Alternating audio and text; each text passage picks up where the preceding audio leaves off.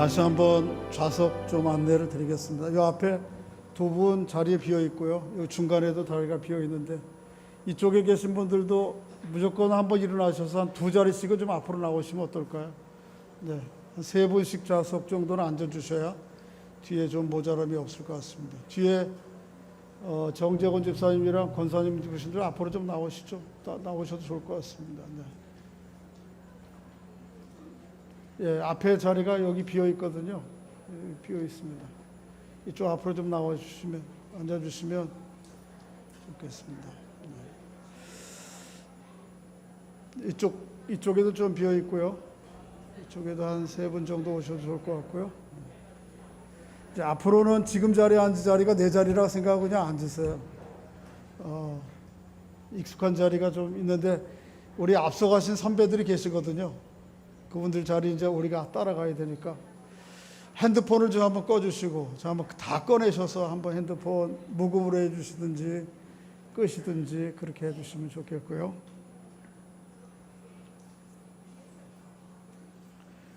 네, 우리 한번 잠시 묵상으로 기도하다가 예배 시작하겠습니다.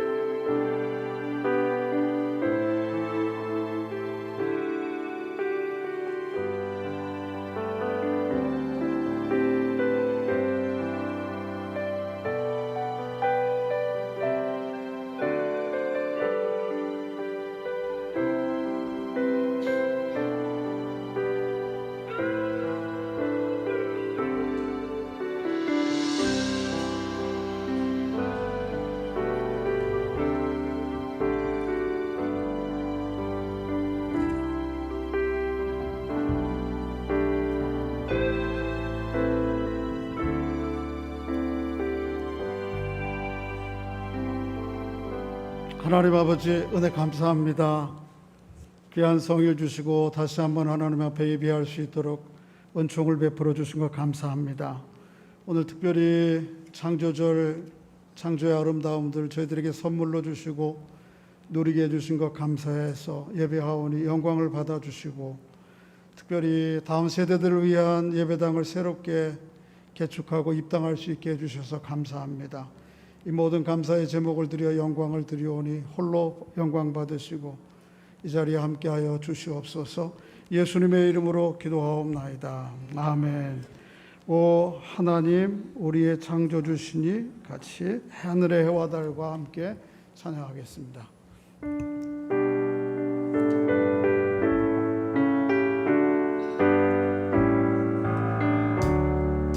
오 하나님 우리의 창조주신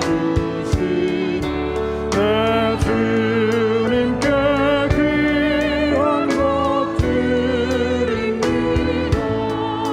내 주께만 엎드려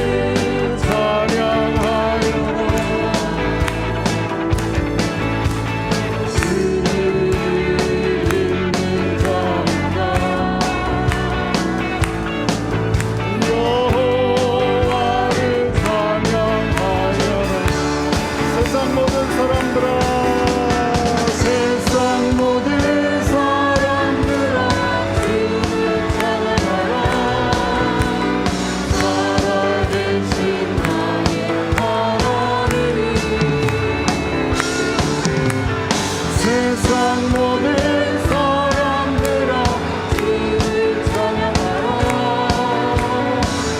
살아계신 너의 하나님 법이 있는 자마다 아멘. 여호와를 찬양. 한 번 더 세상 모든 사람들아 세상 모든 사람들아 주를 찬양하라. 살아계신 나의 하나님 아멘. 세상 모든 사람들아 주를 찬양하라. 살아계신 너의 하나님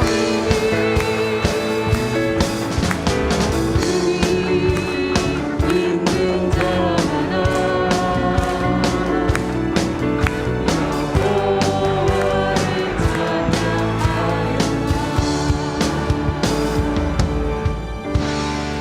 우리에게 생명과 호흡을 주신 하나님 앞에 박수로 영광 돌리겠습니다.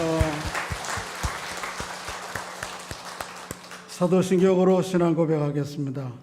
전능하사 천지를 만드신 하나님 아버지를 내가 믿사오며 그 외아들 우리 주 예수 그리스도를 믿사오니 이는 성령으로 잉태하사 동정녀 마리아에게 나시고 본디오 빌라도에게 고난을 받으사 십자가에 못 박혀 죽으시고 장사한 지 사흘 만에 죽은 자 가운데서 다시 살아나시며 하늘에 오르사 전능하신 하나님 우편에 앉아 계시다가 저리로서 산 자와 죽은 자를 심판하러 오시리라. 성령을 믿사오며 거룩한 공회와 성도가 서로 교통하는 것과 죄를 사하여 주시는 것과 몸이 다시 사는 것과 영원히 사는 것을 믿사옵나이다. 아멘. 아멘. 교동문은 44번입니다. 온 땅이여 여호와께 즐거운 찬송을 부를지어다. 기쁨으로 여호와를 섬기며 노래하면서 그의 앞에 나아갈지어다. 여호와가 우리 하나님이신 줄을 너희는 알지어다. 그는 우리를 지으신 이유 우리는 그의 것이니 그의 백성이요 그의 기르시는 양이로다. 감사함으로 그의 문에 들어가며 찬송함으로 그의 궁정에 들어가서 그에게 감사하며 그의 이름을 송축할지어다. 여호와는 선하시니 그의 인자하심이 영원하고 그의 성실하심이 대대에 이르리로다. 아멘. 아멘. 자리에 앉으시고 임종용 장로님 기도 인도하시겠습니다.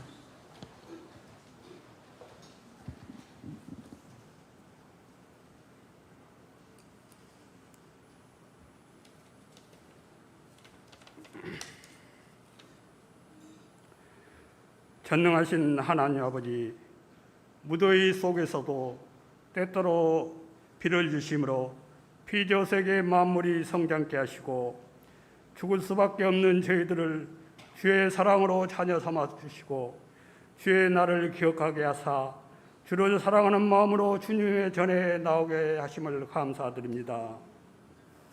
온 마음과 힘을 다하여 하나님께 찬양과 영광을 돌려니 저희들의 예배를 기뻐 받아 주시옵소서. 주를 향한 열정이 무더위를 핑계로 식지 않게 하시고 금년 상반기 동안 어려운 환경 속에서도 하나님께서 베풀어 주신 은혜가 얼마나 많은지를 생각하게 하시고 금년 하반기에도 주의 은혜 가운데 거하기를 즐겨하며 주의 인도하심을 받아 성결함과 부지런함으로 예배드리는 삶을 살아가는 주의 자녀들이 되게 하옵소서. 주님, 저희들은 주님께서 함께하고 계심을 때때로 망각한 채 세상 속에서 주변 환경을 원망하면서 불평 속에 살아왔음을 고백합니다. 저희들의 연약함을 불쌍히 여기사 긍휼을 베풀어 주옵소서. 주님, 저희에게 세상을 향해 원망하거나 불평하는 어리석음을 없게 하여 주옵소서. 힘들고 어려울수록 주님을 더 열심히 찾고 주님을 의지하는 삶을 살아갈 수 있도록 믿음을 더하여 주옵소서. 감염병과 여러 재난 가운데서도 잘 헤쳐나갈 수 있도록 인도하여 주신 주님께 감사하게 하옵소서. 부족한 저희들이지만은 주의 몸된 교회 내에서 믿음의 공동체를 이루게 하시고 주님의 사역에 동참할 수 있게 하신 것에 감사할 수 있는 저희 모두가 되게 하옵소서. 항상 주님을 의식하고 주의 말씀에 순종하는 삶을 살게 하옵소서. 주님, 주의 몸된 은총교회가 하나님께 영광 돌리고 신림 봉천 지역을 아름답게 섬길 수 있도록 주의 사역들을 감당해 하시니 감사합니다. 다음 세대인 하람유아교회와 SND 어린이 교회의 예배실에 환경 개선을 위한 리모델링 공사를 무사히 마치고 아름다운 예배실을 맡게 하시는 주의 은혜에 감사합니다. 그동안 공사를 맡아 수고하신 장로님 그리고 목사님, 부교역자들의 수고를 주님께서 기억하여 주시고 주님의 기쁨과 평강을 누리게 주의 은혜로 붙들어 주옵소서. 다음 세대 예배마다 오직 주의 영광이 드러나고 주님이 기뻐 받으시는 참으로 아름다운 예배실이 되게 하옵소서. 주님, 이번 주말에 새벽 이슬 같은 주의 청년들의 수련회가 계획되어 있사오니 수련회의 모든 과정들이 아무런 사고 없이 주의 뜻 안에서 은혜롭게 이루어질 수 있도록 함께하여 주시고 하나님과 그의 아들 되신 예수 그리스도를 올바로 알고 주의 자녀로서 굳게 설 수 있는 청년들이 되게 하옵소서. 오늘도 주의 말씀을 들고 단위에 서시는 목사님을 기억하시고 성령의 능력으로 강하게 붙드셔서 그 입술을 통해 선포되는 말씀이 힘있고 권세 있는 주의 말씀이 되게 하시고 어둡고 혼란스러운 세상 속에서도 하나님 나라의 소망을 굳건히 세워가게 하옵소서. 갈보리 찬양대의 찬양이 마음속으로부터 깊이 하나님의 영광을 높이는 찬양이 되게 하옵소서. 예배의 시종을 주님께 의탁합니다. 모든 것을 감사하며 예수 그리스도의 이름으로 기도드립니다. 아멘.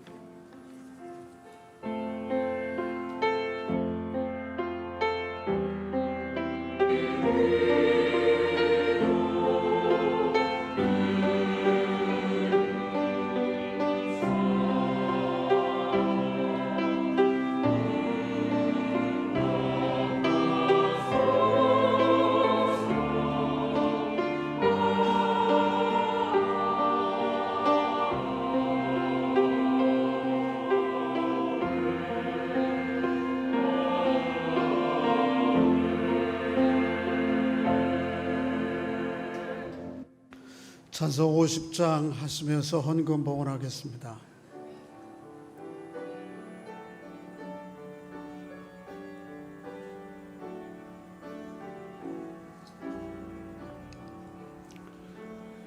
내게 있는 모든 것을 아낌없이 드리는 사랑하고 의지하며 주만 따라 살리라.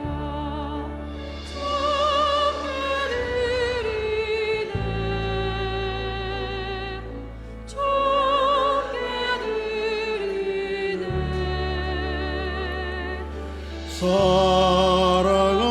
사랑하는 구주 앞에 모두 드리네. 아멘.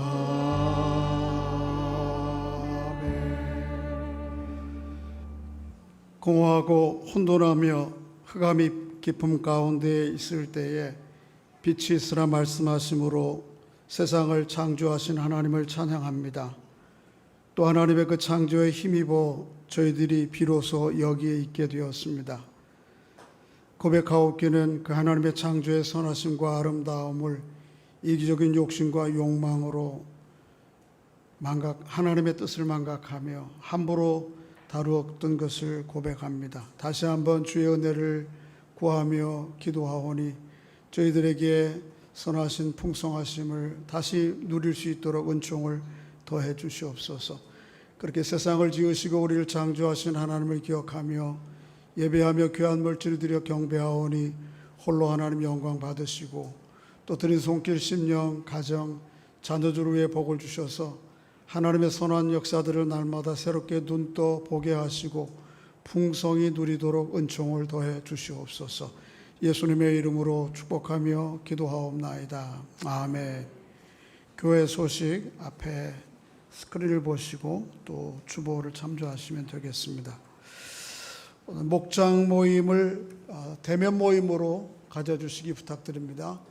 이제 2층 지하에 소그룹실이 구비가 되어서 얼마든지 주일날 대면 모임 하셔도 될 환경이 되니까요. 그렇게 힘써 주시기 부탁드립니다.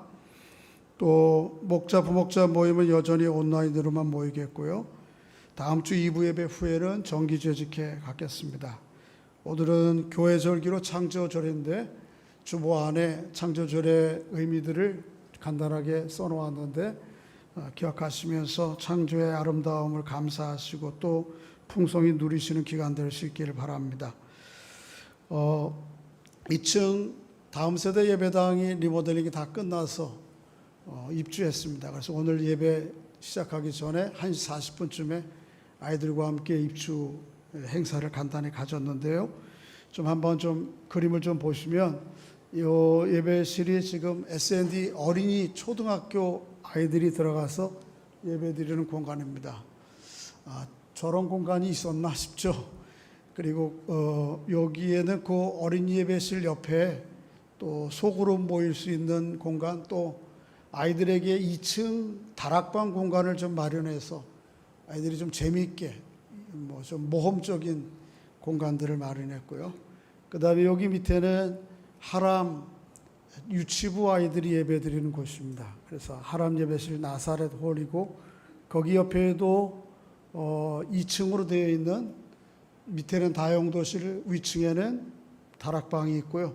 그 다락방을 이용해서 계단 이용해서 미끄럼틀을 내려오는 곳입니다. 아이들이 아주 거기를 떠나지 못하고 예배실이 안 들어가려고 그럴까 봐 걱정인데 아까 오프닝하고도 애들이 거기만 다 붙어 있어가지고요. 어르신도 타도 됩니다. 네, 어르신은 한 번 타는데 500원. 네, 그 다음에 여기 1층 현관 입구고요. 좀 더 데코레이션이 되어 있는데 그 이전에 사진을 찍었습니다. 복도가 있고요. 그리고 또 다용도실이 있습니다. 막 제가 넘기는데요. 다용도실이 여기 있고요. 다용도실이 2개, 안에도 하나 있고 밖에도 하나 있고, 그래서 여기 아이들에게 간식 준비해주고 선생님들 차례도 앉아 마실 수 있는 공간이 마련되어 있고요. 그 다음에 그 전에 사실은 4층에 여기 베다니 홀에 먼저 좀 개선 공사를 먼저 했습니다. 벽체 개선 공사를 먼저 했고요. 이참에 하는 김에 지하에는 식당을 겸해서 똑같이 씁니다. 그래서 식당 가실 때 전에하고 똑같은 동선으로 가셔서 식사를 배식 받으시고 반납하시면 되고, 식사를 가져가시고 좀 소그룹 모이기 위해서 방을 몇 개 나누어 놨습니다. 어느 방이든지 각자 필요하신 데로 들어가시면 좋겠고, 앞으로 의논을 거쳐서 식사 후에 어느 방에서 어느 목장이 소그룹 모임을 가질 수 있는지는 좀 조율해서 이용하도록 그렇게 하겠습니다. 그리고 하는 김에 전면도 좀 이렇게 좀 새롭게 했고요. 그 다음에 여러분 눈에는 보이지 않지만은 또 옥상에도 일부 공사를 좀 한 곳이 있습니다. 그래서 곳곳에 여기저기 많이 공사를 했습니다. 이렇게 공사를 할 수 있게 하나님께서 저희들에게 은혜 주신 거 감사하고, 또 이 모든 의사결정과 진행 과정 중에 우리 장로님을 비롯해서 온 교회가 한마음 되게 해주신 거 감사를 드립니다. 그동안 개축공사를 위해서 수고하신 여러분들이 계시지만 아마도 누구보다 우리 다음 세대 위원장이면서 또 건물관리위원회 위원장이세요. 그러면서 또 이번에 시공을 한 시공사 대표이시기도 한 우리 김인환 장로님이 수고를 참 많이 해주셨습니다. 장로님이 안 계셨다면 이를 우리가 진행하기가 좀 어렵지 않았을까. 사실은 뭐 이거에 대한 디자인과 또 수행 과정 중에 여러 의사가 좀 바뀌었고요. 그래서 또 생각지도 못했던 일들이 생길 때마다 저희들이 요구를 해서 모든 걸 다 이렇게 수용해 주시고 생각보다 너무 예쁜 예배당이 만들어졌어요. 그래서 감사드리고 우리 다음 세대 아이들에게 참 좋은 선물이다 그런 생각을 하고 교회가 앞선 세대가 그렇게 헌신한 거라 생각하고 다음 세대가 좀 앞으로 그 취지와 내용들을 좀 살펴서 좀 아이들을 좀 잘 세워가면 좋겠다는 생각입니다. 장로님들을 비롯해서 교우들께 감사드리고 또 이렇게 멋지게 하다 보니까 비용이 추가로 발생해서 오늘 우리가 헌금 작정도 하게 되었습니다. 감사를 드리고 또 이 공사 과정 중에 우리 교육자들이 수고를 많이 하셨고요. 어려운 환경 가운데에서 매일매일 그리고 또 함께 기도로 성도들이 해주셨고 우리 공사 일하시는 분들 또 교육자들을 위해서 때때로 오셔서 식사도 제공해 주시고 간식도 제공해 격려해 주시고 해서 아주 순조롭게 모든 일들이 잘 진행되었습니다. 감사를 드리고 또 막판에 어제 청소하시고 교사들이 오셔서 오늘 조성환 형제 안 오셨어요? 저기 계시네. 조성환 형제가 아주 나서서 또 우리 한금순 성도가 오셔서 이 두 분은 집사님도 아니고 새신자나 다름없는데 어떤 헌신자보다 헌신을 많이 하셨어요. 감사드리고 여러 수고들이 기억합니다. 감사를 하고요. 그 다음에 또 우리 이윤철 집사님이 막판에 교회 이렇게 디스플레이 하는 거요. 게시판 작업들 일이 다 해주셔서 감사를 드립니다. 아까도 말씀드렸지만은 개성공사하면서 좀 비용이 발생해서 지난 주일날 말씀드렸습니다만은 한 구자에 60만 원씩 해서 일목하시든지 1년에 좀 나눠내시든지 우리가 작정을 해서 헌금을 해서 추가 비용들을 좀 지불하기로 했습니다. 그렇게 하시고 여러분 하나님 주신 마음대로 좀 하십시오. 그래서 좀 여력이 되시는 분들은 몇 구자 하셔도 되고요. 또 여력이 좀 안 되시는 분들은 뭐 반구자라든지 어떻게 하시든지 형편에 따라서 하시되 모든 교우들이 좀 함께 동참하면 좋겠다는 그런 생각이 있습니다. 그리고 여기가 단지 하람, 학금 다음 세대만이 아니고 우리 어른들도 소그룹으로 모여서 소모임하고 기도회 하기도 참 좋습니다. 절로 기도가 될 것 같지 않아요? 사실 사진보다 실물을 이따 다 가보시면은 더 놀라실 것 같아요. 그래서 오늘 식사 후에 다 가셔서 좀 돌아보시고 수고하신 분들 축복도 해주시고 기도도 해주시면 좋겠고요. 그래서 함께 그렇게 동참을 해 주시길 바라고 지금 좀 작성하실 수 있는 분 작성하셔서 나가실 때에 저 뒤에 헌금함에 넣어주시면 작성한 내용을 따라서 또 주관해서 진행하도록 그렇게 하겠습니다. 이번 주 금요기도회는 학금 점프 YA 예사랑이 기둥으로 섬겨주시겠고 돌아오는 금요일부터 주일까지는 청년 수련회가 있습니다. 기도해 주시고 또 오늘부터 이 인근 지역에 고아원 동명원 시설이 있습니다. 그곳에 유치부 아이들이 예배를 좀 드리면 좋겠다고 제안이 와서 우리 학금 교회에서 아이들 데려다가 예배를 같이 드리기로 했습니다. YA 예사랑에서 좀 수고를 해주시고 또 차량 봉사도 좀 해주셔야 되는데 우리 김용석 집사님께서 해주시기로 했습니다. 감사를 드리고요. 낯선 아이들이 좀 있으면 좀 더 축복해 주시기 바랍니다. 엄마 아빠가 없거나 홀로 된 아이들, 시설에 맡겨진 아이들인데 우리 똑같이 예배할 수 있도록 힘써 주시기 바라고요. 또 전반기 회계 감사 정리하셔서 사무실로 제출해 주셔서 진행하도록 해주시고 다음 주일부터 신약 성경을 중심으로 설교를 하게 되는데 거기에 유용한 참고도서가 될 만한 예수에서 예수까지라고 하는 새로 현대어로 번역한 성경인데 여러분 원하시면 신청해 주시면 이용하실 수 있겠습니다. 또 교회 차량은 일부 예배 오시는 분들은 강강술래 주차장 쪽에만 대주시고 이 전면에는 노약자들 또 몸이 좀 안 좋으신 분들이 차량을 어렵지 않게 되도록 앞면에는 좀 건강하신 분들은 삼가해 주시면 좋겠습니다.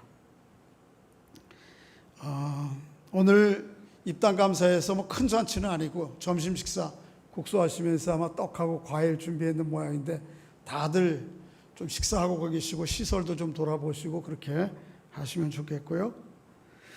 오늘 또 몇 분 새로 보이는 분들이 좀 계신데 이영자 권사님이 오셨어요. 한번 좀 일어나실래요?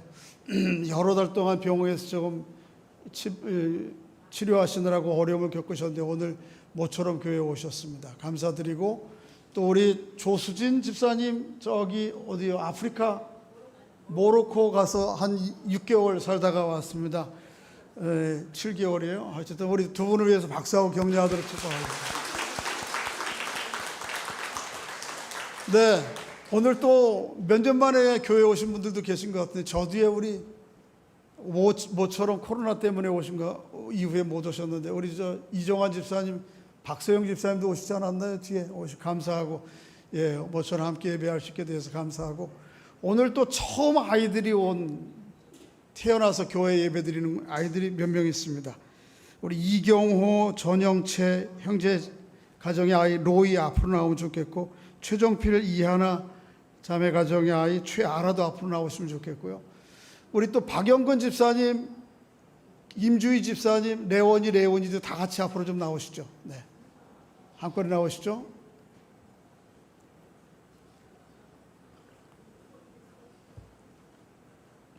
예, 이쪽으로 좀 서시고 전면을 보시고 서시죠.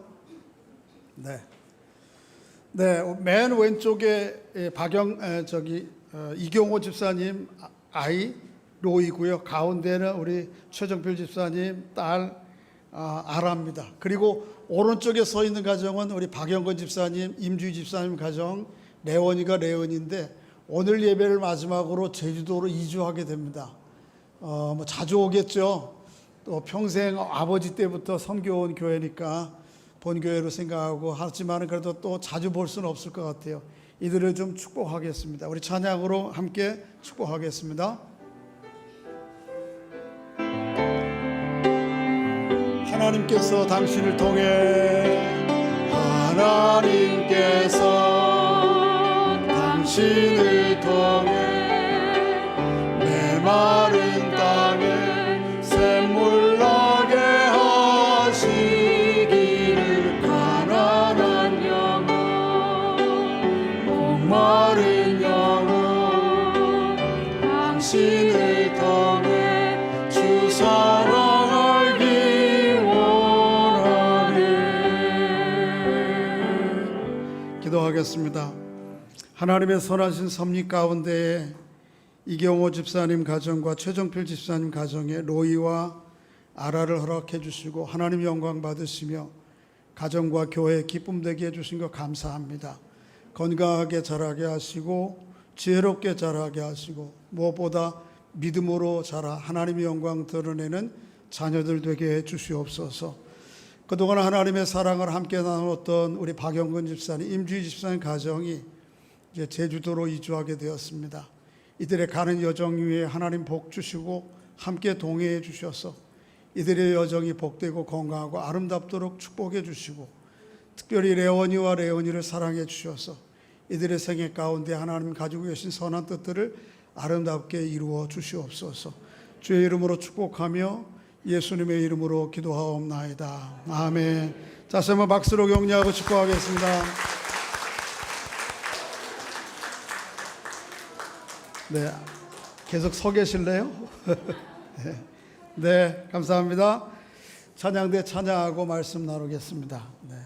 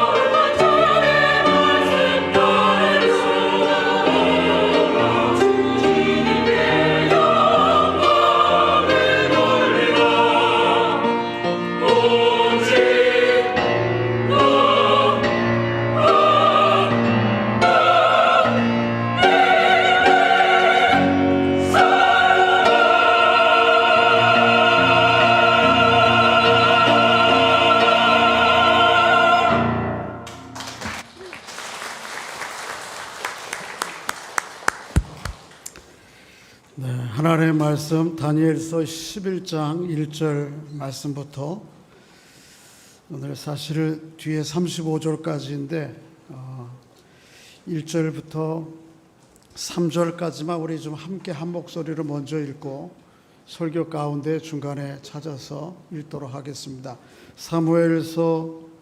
다니엘서 11장 1절부터 3절까지 시작. 내가 또 메대 사람 다리오 원년에 일어나 그를 도와서 그를 강하게 한 일이 있었느니라. 이제 내가 참된 것을 내게 보이리라. 보라, 바사에서 또 새 왕들이 일어날 것이요 그 후에 넷째는 그들보다 심히 부요할 것이며 그가 그 부요함으로 강하여진 후에는 모든 사람을 충동하여 헬라 왕국을 칠 것이며 장차 한 능력 있는 왕이 일어나서 큰 권세로 다스리며 자기 마음대로 행하리라. 아멘. 좀 맥락이 없는 말씀인 것 같은데 설교 순간에 좀 설명을 드리겠습니다. 여기 모니터를 좀 올려주셔도 좋을 것 같아요. 우리의 하루의 삶은 절반이 밤입니다. 그리고 그 밤은 때로는 무용하다 생각하는 사람들이 있습니다. 그래서 이 밤을 밝혀가지고 낮에와 같이 유용한 일을 하는 시간으로 만들려고 현대인들은 애를 쓰죠. 하지만 밤이 무용하지 않습니다. 만일 밤이 없다면 우리의 삶은 유지가 되지 못합니다. 왜냐하면 밤에는 낮만큼이나 아주 중요한 일들이 벌어지고 있기 때문에 그렇습니다. 우리의 몸의 피로가 회복이 되고 또 기력을 충전하는 일들이 밤에 있습니다. 기네스북에 뭐 일주일 잠 안 자는 거 이런 거 할 수 있겠지만 그렇게 살아가서는 사람이 죽습니다. 계속해서 삶을 영위하게 되는 것은 하루의 삶의 거의 절반에 해당하는 밤에 이루어지는 일들 때문에 유지하게 되는 것입니다. 무용하지 않습니다. 그때에도 일어나는 일들이 있습니다. 그런 것처럼 역사에도 밤이 있습니다. 특별히 하나님 백성, 이스라엘 백성들의 역사에 밤이 있었습니다. 그거는 구약 성경이 끝나고 신약 성경이 이루어지기까지의 흔히 중간기라고 여겨지는 시간입니다. 이 시간이 400년이에요. 사울에서부터 시작해서 이스라엘의 왕정이 끝날 때까지가 400년이거든요. 이 400년의 역사에 대해서 사무엘 상하, 열왕기 상하, 역대 상하, 구약 성경의 3분의 1 분량을 할애해서 기록하고 있는데 400년 중간기 역사에 대해서는 오늘 우리가 함께 살펴볼 다니엘서 1장이 거의 전부입니다. 그만큼 이스라엘의 중간기는 400년이나 되는 역사인데 성경은 기록하고 있지 않아요. 침묵해요. 어떤 측면에서 볼 때 이스라엘 백성들의 영적인 암흑기와 같아요. 그런데 그때에도 아무 일이 안 일어났느냐? 아닙니다. 그 배후에 하나님의 일하심이 있었어요. 오늘 그 내용들을 좀 살펴보려고 합니다. 내용이 좀 많아서 오늘은 여러분 생각에 목사님이 무슨 세계사, 역사 설교를 하시는구나 이런 생각이 들지도 모르겠는데 여러분 꼭 들으시는 게 중요할 것 같아요. 사실은 오늘 본문은 제가 이전에도 한 번도 설교해 본 적이 없고 가스펠 프로젝트 교회와 함께 떠나는 성경 일주의 과정이 아니라면 아마도 제가 목회를 끝내면서도 한 번도 안 할 설교일 가능성이 많습니다. 그런데 교회와 함께 떠나는 성경 일주 바이블 프로젝트를 하면서 꼭 이 말씀을 한 번은 내 평생 한 번은 설교를 해야 되겠다는 마음이 들었어요. 여러분들에게 꼭 유익하다고 생각이 되었습니다. 사실은 오늘 본문이 구약 성경이나 신약 성경이 가스펠 프로젝트의 과정에도 들어있지 않아요. 다 끝났어요. 이미 말라기로 지난주에 끝났고 다음 주에 시작될 마태복음은 오늘 본문하고 상관이 없어요. 상관이 직접적으로. 그럼에도 불구하고 오늘 본문을 꼭 말씀을 드려야 되겠다. 여러분들이 아마 평생 한 번도 못 들어봤어요. 뭐 대단해서가 아니고 이 본문이 그렇게 잘 다뤄지지 않는 부분이기 때문에 그렇습니다. 그렇지만 우리 신앙생활에 있어서 또 다음에 신약 성경을 이해하는 데 있어서 아주 중요한 부분이기 때문에 꼭 해야 되겠고 또 여러분 꼭 들으셔야 됩니다. 좀 딱딱하시더라도 앞에 있는 표들을 좀 살펴보겠습니다. 이스라엘 구약 말라기가 끝나고 나서 신약의 마태복음이 시작될 예수님이 오실 때까지는 400년의 시간이 있었습니다.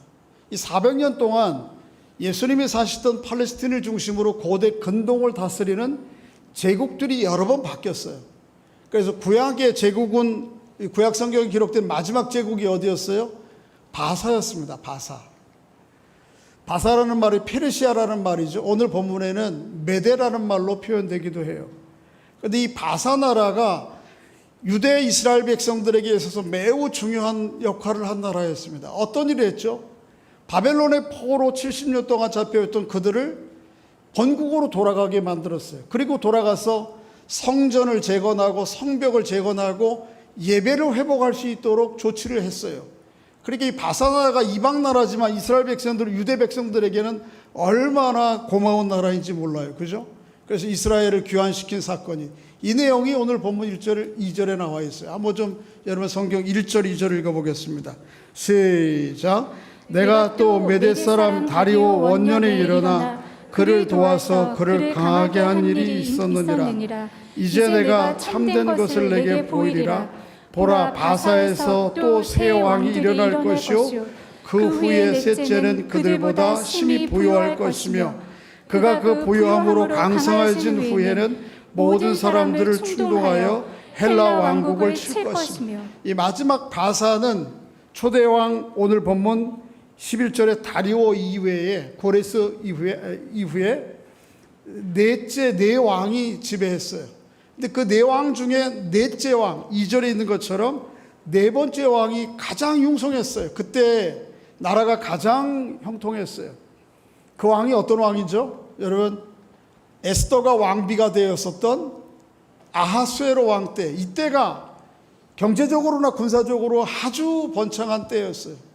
그런데 이 아하수에로 왕이 번창한 군사력과 경제력을 믿고 주변에 있던 열강인 헬라를 쳤습니다.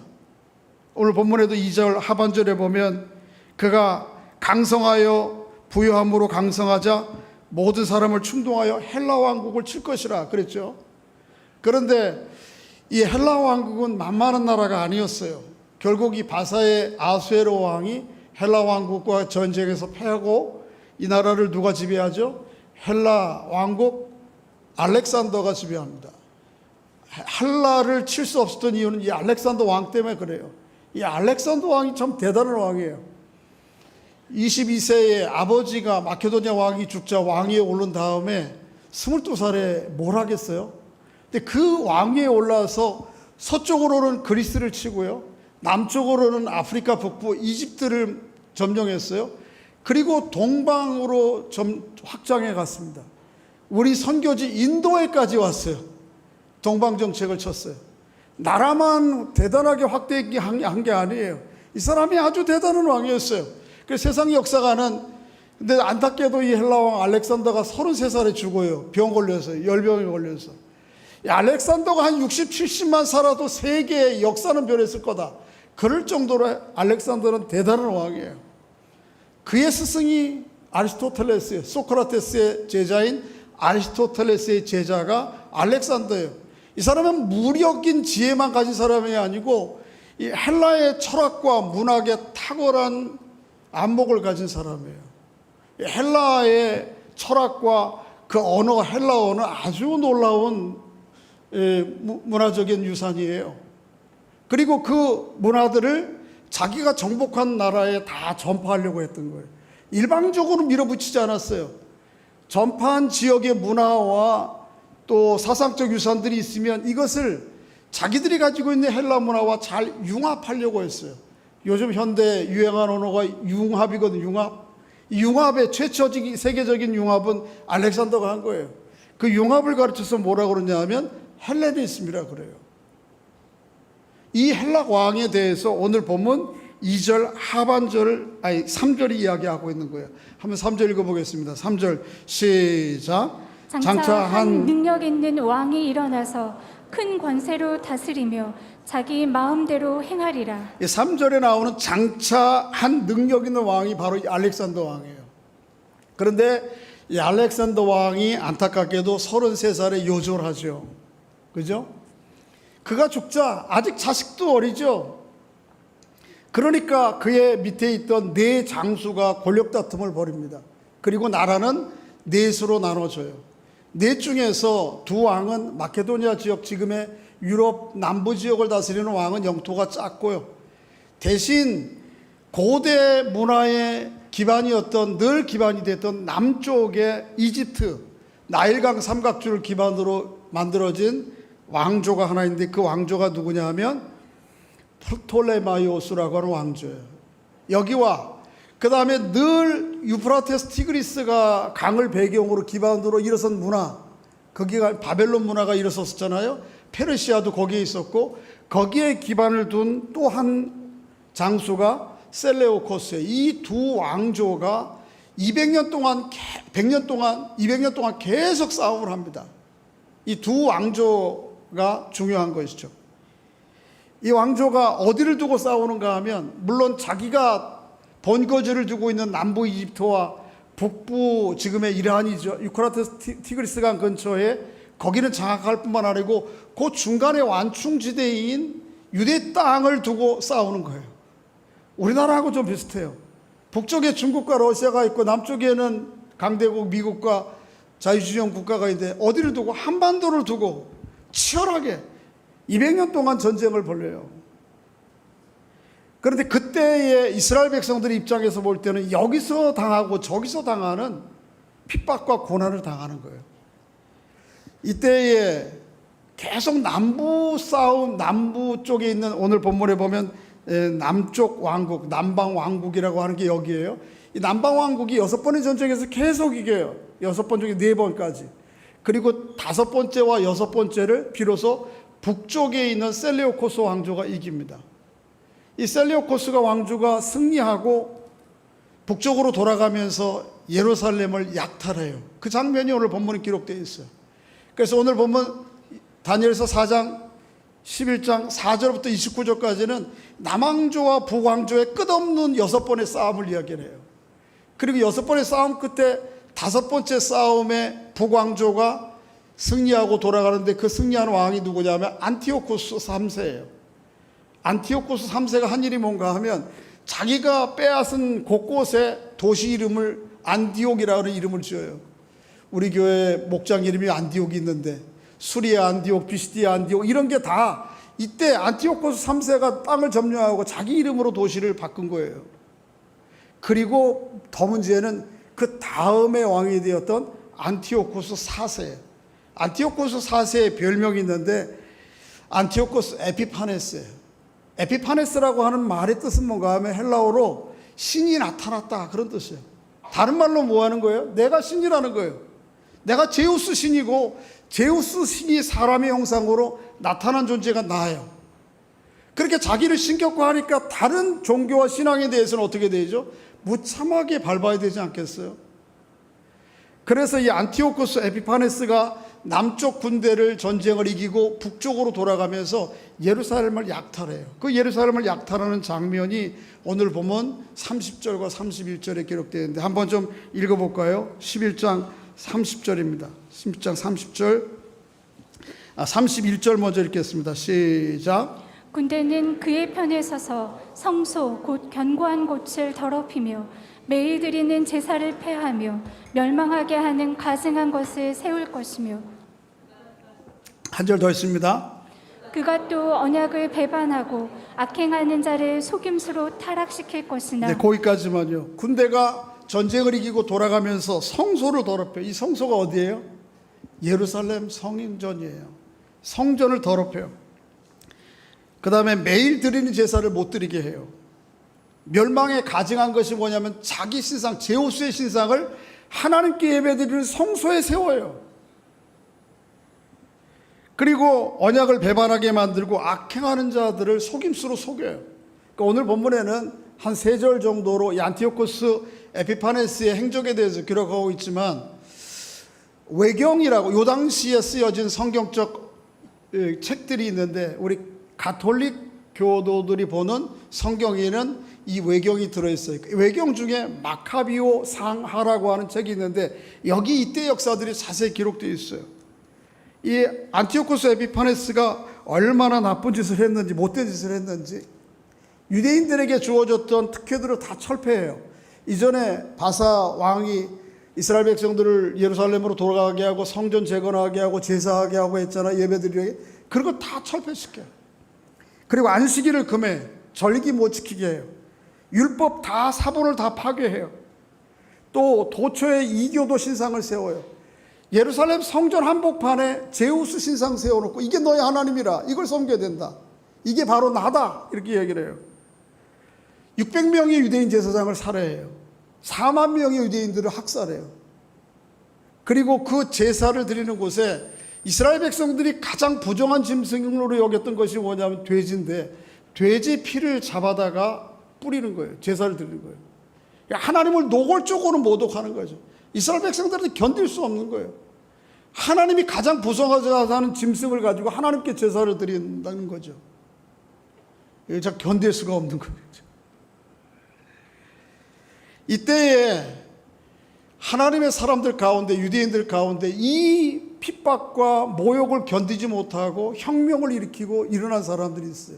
그 사람들이 유대 제사장 마타티아라고 하는 사람의 다섯 아들, 그 다섯 아들 가운데 셋째 아들인 유다 마카비라는 사람이 혁명을 일으킵니다. 이 마카비라는 이름은 쇠망치라는 이름이에요. 쇠망치. 그 정도로 용맹이 강한 거예요. 자, 오늘 본문을 보세요. 몇 절이죠? 다시 한번 좀 원래 돌아가시면 33장 32절 하반절에 그런 말이 있어요. 32절 하반절에 오직 자기의 하나님을 아는 백성은 강하여 용명을 떨치리라. 여기 오직 자기의 하나님을 아는 백성은 강하여 용명을 떨치리라. 이 사람이 바로 마카비와 그의 형제들을 얘기하는 거예요. 그리고 그를 따라서 이스라엘 백성들을 독립운동을 펼쳤던 사람들 얘기해요.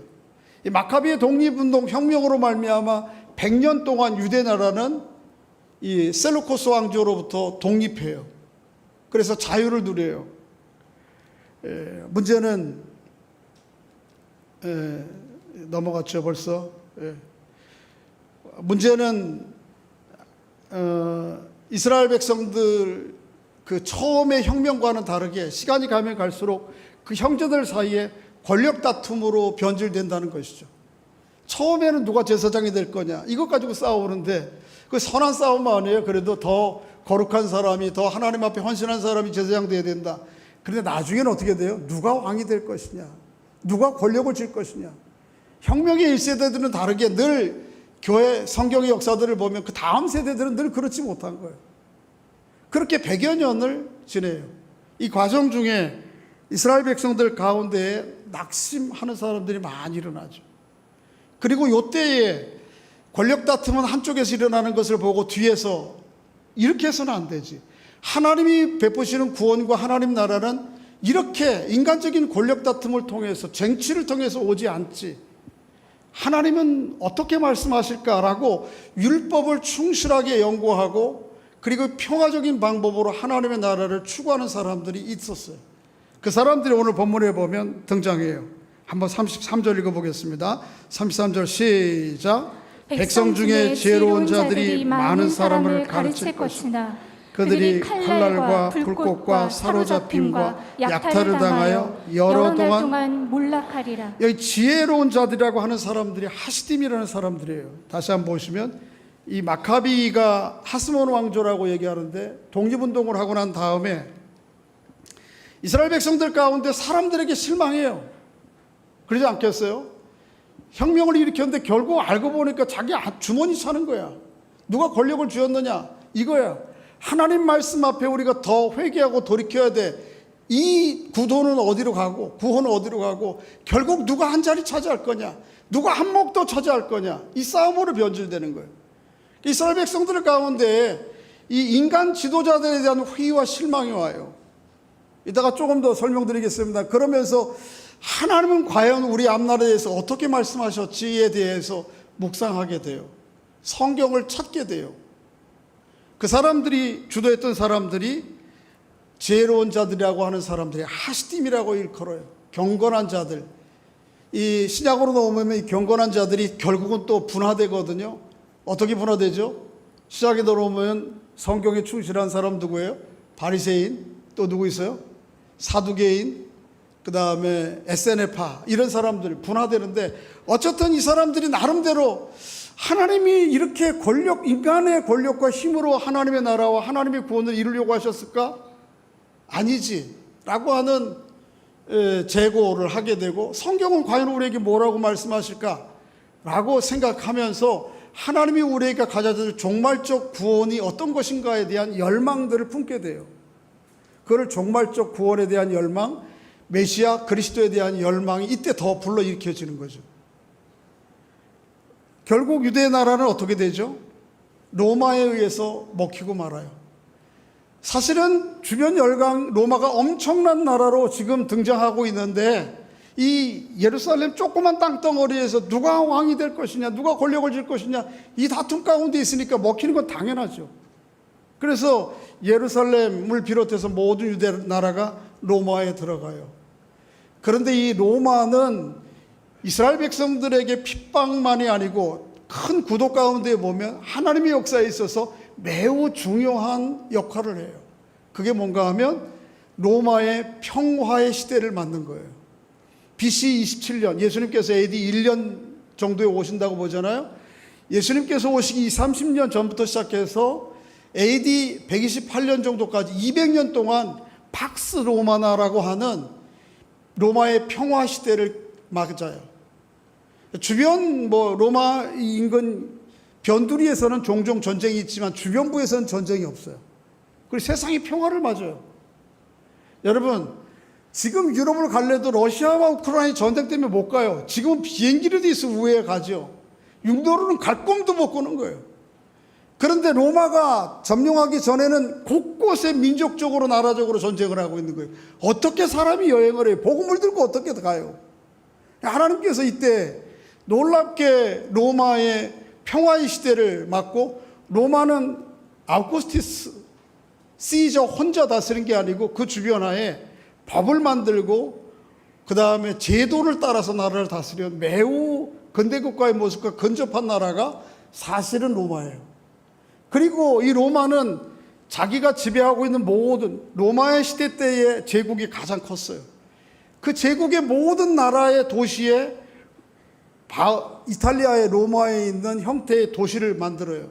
그래서 여러분 이상하지 않아요? 혹시 여행을 해보셨으면 아프리카에 가도 로마에 있는 도시가 있고, 중동에 가도 있고, 터키에 가도 있고, 유럽은 말할 것도 없고. 왜 그래요? 로마가 이때 곳곳에 로마의 이름을 딴 로마 형태로 신도시를 만들고, 중요한 도로와 도로 사이에 도로망으로 다 연결한 거예요. 이게 어떤 도구로 쓰여져요? 하나님의 복음을 전하는 통로로 쓰이는 거예요. 기반이 되는 거예요. 여러분, 곳곳에 갈 때마다 전쟁하고 있으면 어떻게 복음 들고 가요? 길이 없어서 산길을 넘어서 어떻게 가요? 바울의 전도 여행을 보면 고생을 많이 한 건 사실인데, 그럼에도 불구하고 로마가 이 일을 해놓지 못했다면 바울의 여정은 있을 상상도 못하는 일인 거죠. 그리고 그 다음에 누가 오세요? 예수 그리스도가 오세요. 여러분, 이런 일들이 수없이 이루어질 때 지는 동안 이스라엘 백성들은 오늘 본문 11장에서 단 한 장으로 기록하고 말듯이 400년 역사가 아주 어두운 밤이었어요. 이게 인간의 역사예요. 그런데 그 인간의 역사 배후에 누가 일하고 계시는 거예요? 하나님께서 일하시는 거예요. 하나님께서 상상도 못할 일을 하시는 거죠. 어떤 일을 하세요? 이게 로마가 다스렸던 나라예요. 지금 빨갛게 되어 있는 데가 이탈리아거든요.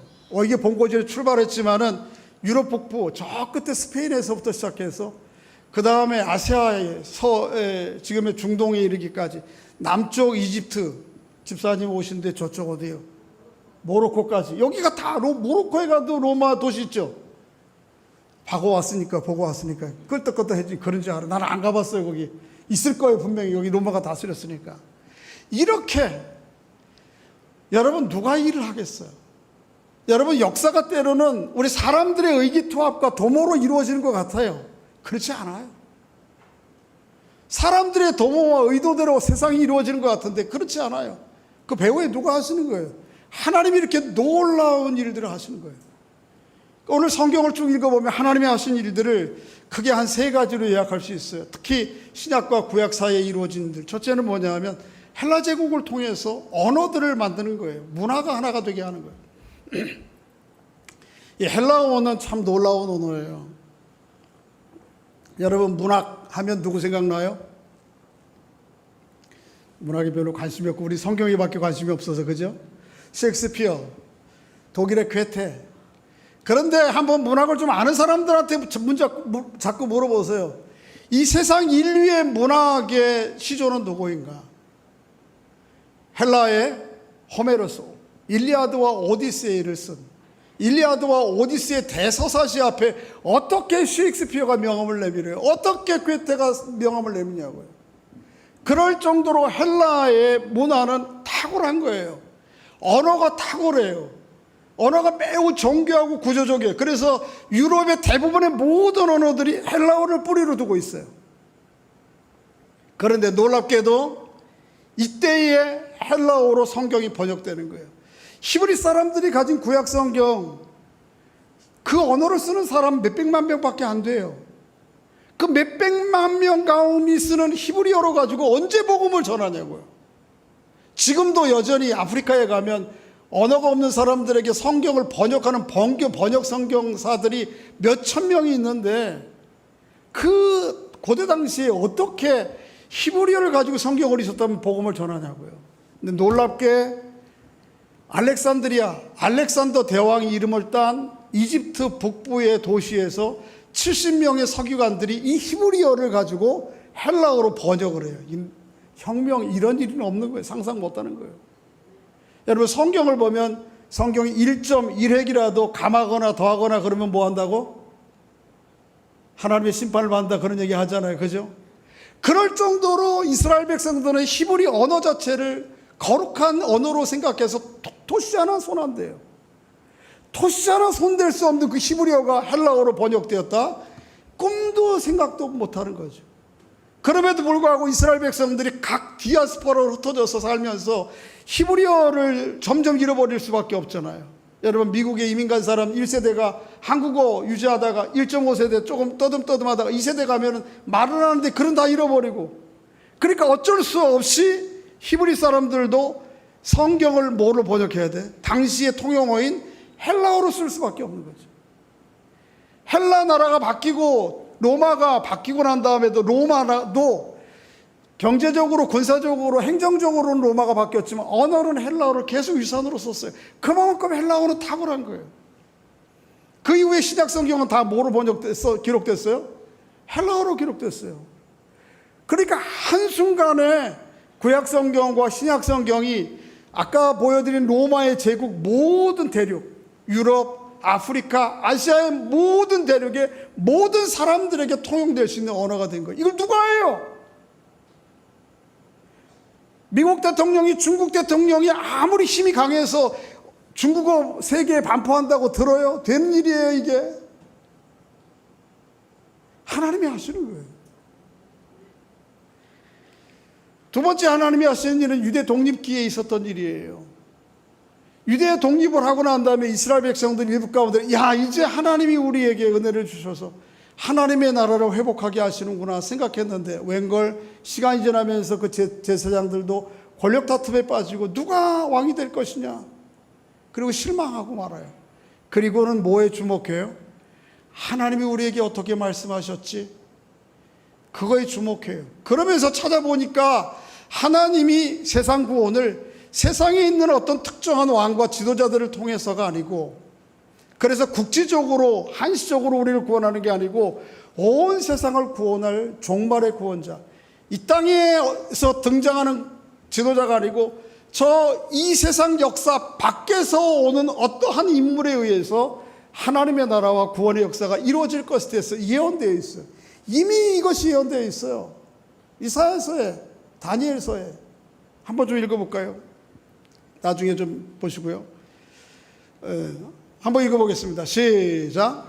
내가 또 밤 환상 중에 보니 인자 같은 이가 하늘 구름을 타고 와서 옛적부터 항상 계신 이에게 나아가 그 앞으로 인도되매 그에게 권세와 영광과 나라를 주고 모든 백성과 나라들과 다른 언어를 말하는 모든 자들이 그를 섬기게 하였으니 그의 권세는 소멸되지 아니하는 영원한 권세요 그의 나라는 멸망하지 아니할 것이니라. 이미 하나님께서의 종말적 하나님의 구원의 일이 어떻게 이루어질지에 대해서 이미 예언서에 써놓았던 거예요. 이걸 새롭게 주목하기 시작한 거예요. 그게 다니엘 7장 같은 거죠.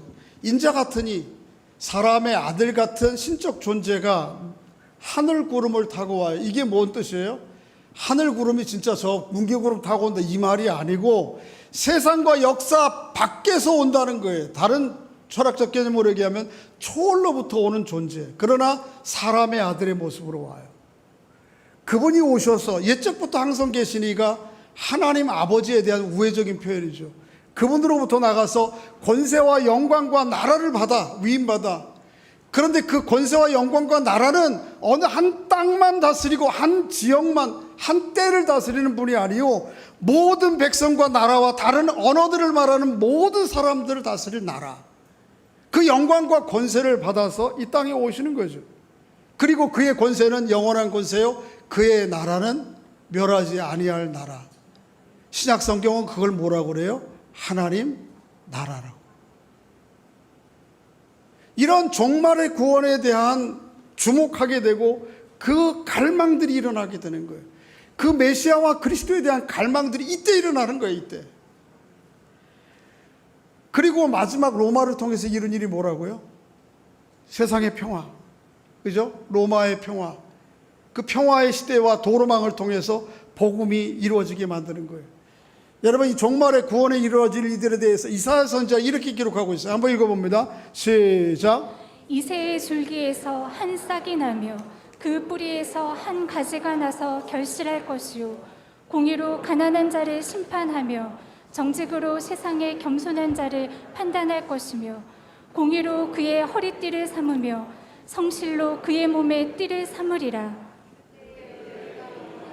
어린 양과 함께 살며 표범이 어린 염소와 함께 누우며 송아지와 어린 사자와 살찐 짐승이 함께 있어 어린아이에게 끌리며 내 거룩한 산 모든 곳에서 해됨도 없고 상함도 없을 것이니 이는 물이 바다를 덮음같이 여호와를 아는 지식이 세상에 충만할 것임이니라.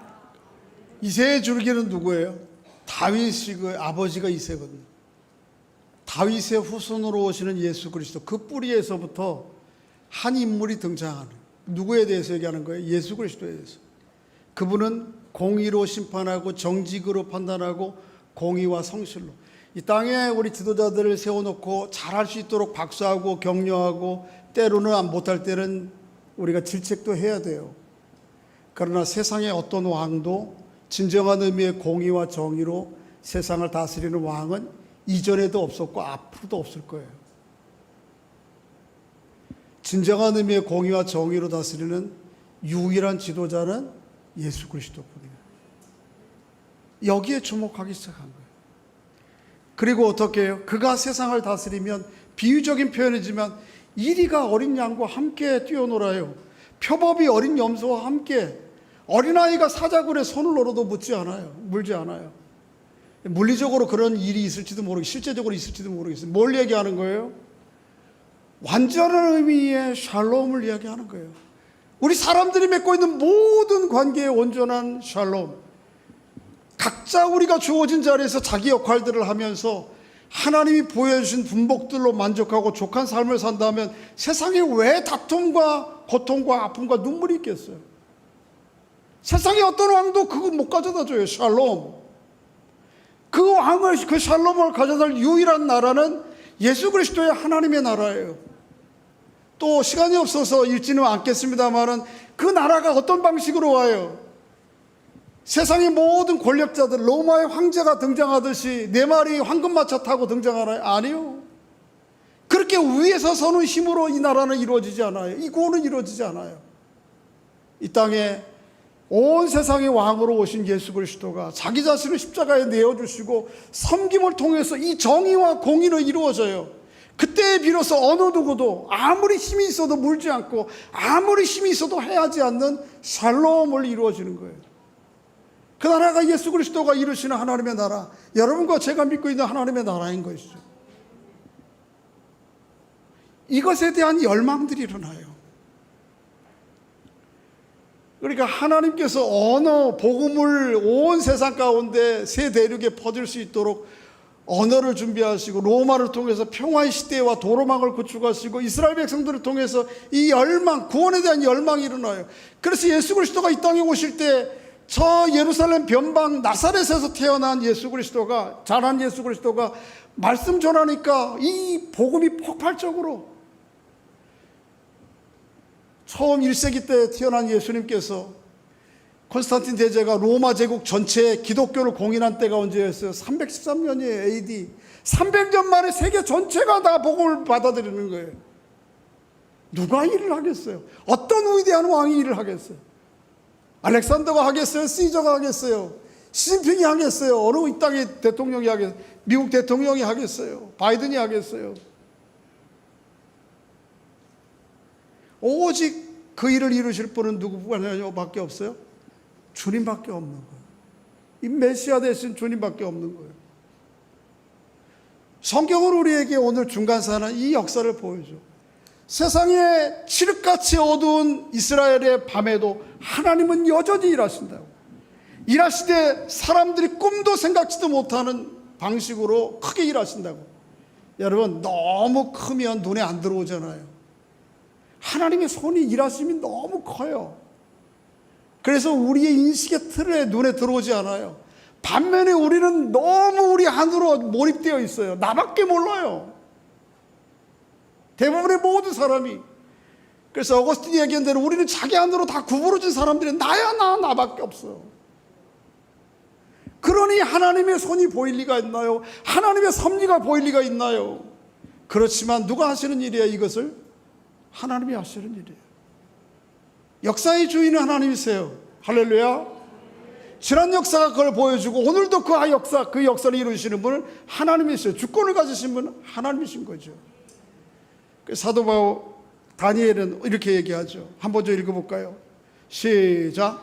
다니엘이 말하여 이르되 영원부터 영원까지 하나님의 이름을 찬송할 것은 지혜와 능력이 그에게 있음이로다. 그는 때와 계절을 바꾸시며 왕들을 패하시고 왕들을 세우시며 지혜자에게 지혜를 주시고 총명한 자에게 지식을 주시는도다. 때와 계절을 바꾸고 우리를 태어나게 하시고 세상을 떠나게 하시는 분이 누구예요? 하나님이에요. 세상 나라를 세우시고 폐하시는 거, 왕을 세우시고 또 내려놓게 하시는 거 누가 하시는 일이에요? 역사의 주관자 되신 하나님이에요. 다니엘이 어디에서 이야기하는 거예요 지금? 이방 지역 바사나라 시절에 소수민족의 한 사람으로서 있으면서 이 선언을 하나님으로부터 듣는 거예요. 그런데 이후에 헬라가 지나고 나서 로마가 바뀐 다음에 로마의 본거지 한복판에 가요. 그때가 어디예요 거기가? 이탈리아의 아테네예요. 아테네에 가면 파르테논 신전을 한번 가보세요. 지금 가도 입이 딱 벌어집니다. 이게 2500년 전에 있던 건물만 그런데 거기에서 이루어졌던 일들을 한번 생각해 보세요. 그거 한복판에 가서 사도 바울이 뭐라고 그래, 복음을 전하면서. 온갖 철학적 사유와 우상 섬기는 것 이외의 사람들이, 그러니까 하나님이 안 보이면 그런 짓 하는 거예요. 사람은 누구나 다 예외 없어요. 하나님이 안 보이면 오로지 나를 우상화하는 거예요. 그래도 헬라 사람들은 좀 고상한 우상화했어요.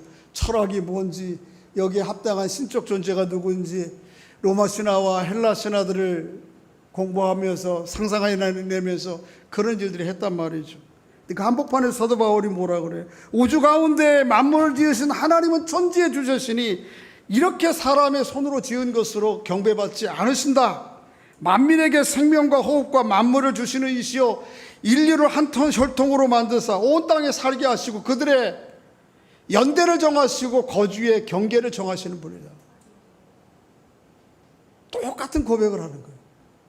하나님이 역사의 주인이에요. 다니엘만 그 고백을 하고 바울만 이 고백을 해야 돼요? 누가 해야 될 고백이에요? 여러분과 제가 해야 될 고백이죠. 이 세상 역사의 주인은 누구세요? 우리 하나님이세요. 할렐루야. 그래서 로마서의 11장인 대로 바울이 이야기한 대로 만물은 주께로 말미암고 주로부터 나오고 주로 말미암고 주께 돌아가는 거예요. 하나님의 손에 달린 거예요. 역사를 살펴보고 성경을 살펴보면서 이런 하나님에 대한 믿음이 있다면 그 하나님의 손이 나를 붙잡고 계신데, 나와 함께 계시는데, 내 인생도 주관해 가시는데, 병들면 어떻고 좀 가난하면 어때요? 그 놀라운 하나님이 내 생애를 주관하고 계시는데 우리가 이 소망과 이 믿음으로 살아야 되죠. 여러분, 역사를 가르쳐서 영어로다가 뭐라 그러죠? 히스토리라고 그래요. 두 단어가 합해진 말이에요. 하나는 히스라고 하는, 그의라고 하는 3인칭 소유격을 얘기하는 거고요. 스토리는 이야기잖아요. 그런데 물론 앞에 그 히스토리는 대문자 스토리, 세상의 어떤 왕의 이야기가 아니고요, 위대하신 하나님 대문자로만 쓸 수 있는 하나님의 이야기가 세상 역사인 거예요. 그 이야기가 지난 과거에도 쓰여져 왔고 지금도 여전히 하나님의 그 놀라운 큰 손길 아래 우리가 있는 거예요. 그 놀라운 하나님의 그분의 이야기, 역사 가운데 마이 스토리, 나의 이야기가 들어있는 거죠. 내 이야기를 내 이야기의 한 점으로, 한 부분으로 하나님께서 쓰겠다고 우리를 부르신 거거든요. 그러니까 얼마나 감사해요. 구질구질하게 살면 안 돼요. 우리는 그 얘기가 가난하게 살아서 안 된다는 이 말이가 아니고, 우리의 이상과 비전이, 삶의 이유와 목적이 구질구질하면 안 된다는 거예요. 이렇게 놀라운 하나님의 선한 섭리와 주권 가운데 우리가 들려져 있는 사람이라고요. 그런 자신과 용기를 가지고 살아야 돼요. 그래서 여러분과 제가 머물고 있는 집에서, 직장에서, 일터에서 저거 아무것도 가진 거, 쥐뿔도 없는 것이 왜 이렇게 얼굴 들고 살지, 그런 소리 들어야 되는 거예요.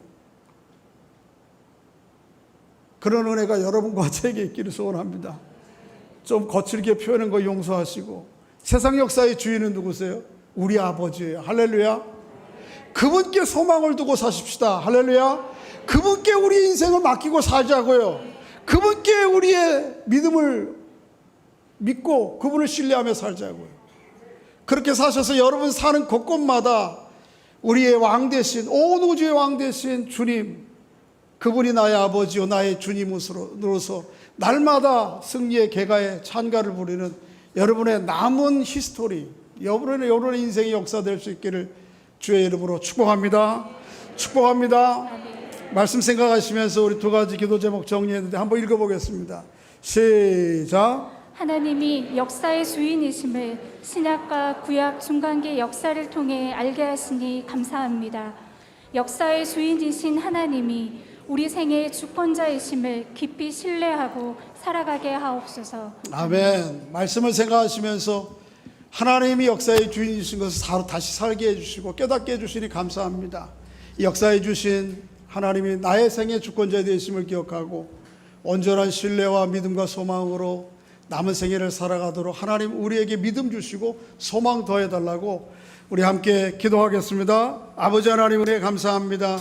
저희들을 사랑하시고 인도해 주셔서 또 오늘 창조 전에 하나님이 우리 다음 세대들을 위해 예배 공간을 마련하게 해주시고 기쁨과 감사로 예배할 수 있도록 은혜 주신 걸 감사합니다. 오늘 특별히 말씀을 통해 하나님의 역사의 주권자 되시며 오늘도 변함없이 하나님의 선한 때에 기간에 맞추어서 하나님의 일을 행하시고 가신 것을 깨닫게 해주시니 감사합니다.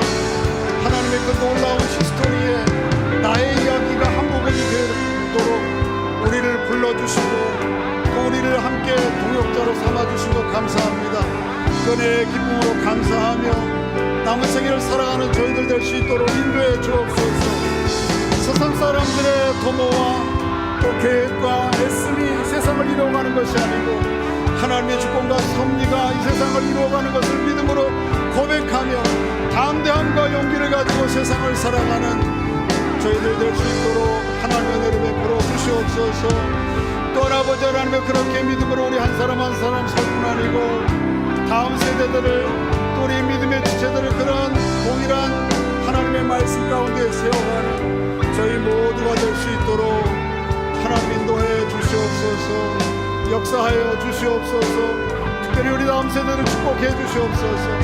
사무엘과 같이 예배드릴 때 하나님의 음성 듣게 하시고 하나님의 선한 뜻을 분별하며 살아가는 다음 세대들에게 은혜를 더해 주시옵소서. 하나님이 역사의 주일이심을 새삼 알고 깨닫게 해주신 것 감사합니다. 위대하신 하나님의 역사에 저희들을 초대해 주시고 불러 주신 것 감사합니다. 하나님 부르심에 합당하게 큰 믿음 가지고 큰 소망 가지고 남은 생에 살아가는 저희들 될 수 있도록 은혜와 복을 더해 주시옵소서. 예수님의 이름으로 기도하옵나이다. 아멘. 우리 마지막 찬양 태초의 말씀으로 찬양하고 식사 먼저 하시고 지금 다음 세대 2층 가시면 아이들 예배하고 좀 복잡할 것 같으니까요. 급하신 분들은 먼저 보시고 가시고 그렇지 않은 분들은 식사하고 오셔서 한번 둘러보시고 기도해 주시기 바라고 작정하신 거 있으면 뒤에 주보통에 넣어주시고 가시면 되겠습니다. 한번 찬양하겠습니다.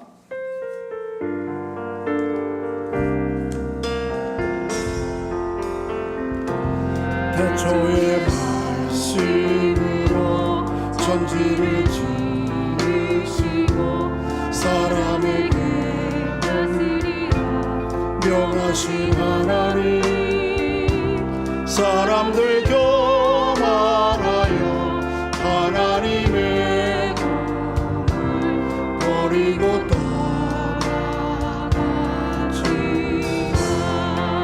떠나갔지만 우리의 역사 속에 한 민족 택하시고 세상 위한 복의 근원 삼으신 하나님 그들도 번역하여 하나님의 꿈을 짓밟고 거절했지만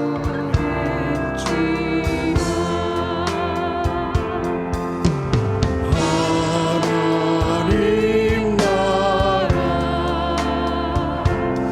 역사의 강물을 따라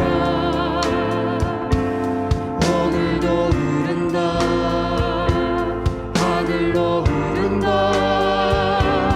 어두운 세상 속에 생명의 빛 비추고 사랑의 주 예수님을 보내신 하나님 세상은 십자가에 하나님의 꿈을 못 받고 거절했지만 오하나님 메시아 교회를 세우시고 땅끝까지 그 복음을 전하게 하셨네. 하늘아버지의 꿈 하나님의 나라 교회여 일어나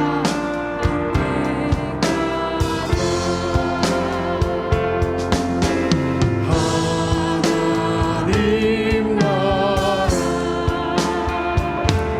역사의 강물을 따라 일어나서 하늘로 흐른다 하늘로 흐른다 기뻐하라 하나님 나라 힘이 오신 약속의 나라 찬양하라 하나님 나라 곧 오실 하나님 선포하라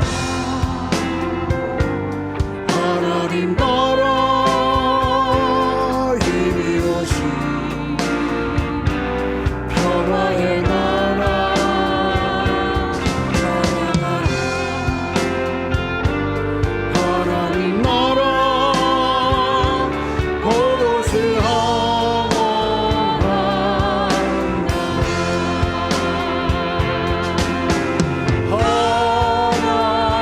하나님의 꿈